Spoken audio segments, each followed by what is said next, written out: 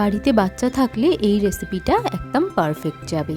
তবে বড়রাও যে খেতে পারবে না তেমনটা কিন্তু নয়। বাচ্চা বড় সকলের জন্যই আজ একটা পারফেক্ট মুখরোচক রেসিপি নিয়ে এসেছি, যেমন হেলদি তেমন টেস্টিও।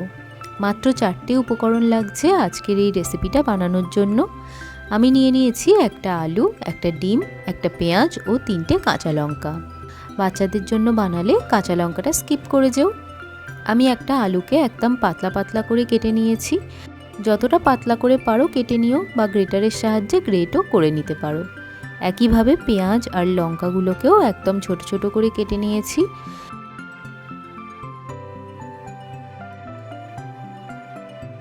এবার একটা বাটিতে আমি 4 টেবিল চামচ ময়দা নিয়ে নিলাম। কর্নফ্লাওয়ার থাকলে ময়দার বদলে সেটাও ব্যবহার করতে পারো। আমার শেষ হয়ে গিয়েছিল তাই ময়দাই ব্যবহার করেছি। ময়দার ওপর একটা ডিম ফাটিয়ে দিয়ে দিলাম 1/4 চা চামচ হলুদ গুঁড়ো, হাফ চামচের একটু বেশি কাশ্মীরি লাল লঙ্কার গুঁড়ো, 1/4 চা চামচ গোলমরিচের গুঁড়ো, হাফ চা চামচ চাট মশলা, হাফ চা চামচ নুন, হাফ চা চামচ ম্যাগি মশলা। এবার সব মশলাগুলো ময়দা আর ডিমের সাথে ভালো করে মিশিয়ে নেব। একদম স্মুথ করে গুলে নিচ্ছি, যেন কোনো লাম্পস না থাকে সেইভাবে।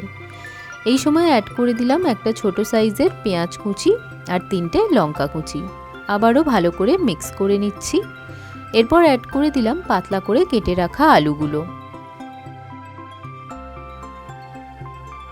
আলুর ওপর থেকে ছড়িয়ে দিলাম মাঝারি সাইজের হাতার 1 হাতা তেল। এখন মশলার মিক্সচারটা ভালো করে আলুর গায়ে মাখিয়ে দিচ্ছি ওপর নিচ করে।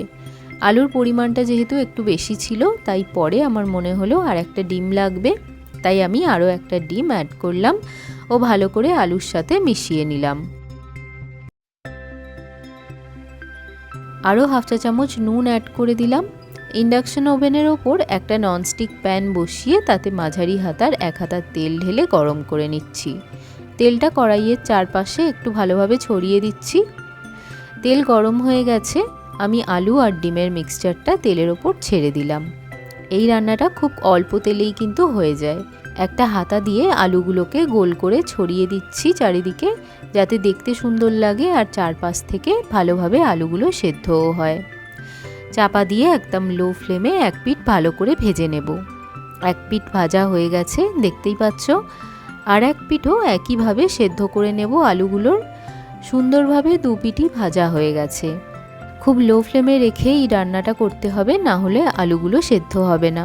আলু আর ডিম দিয়ে লাজবাব জলখাবার রেডি।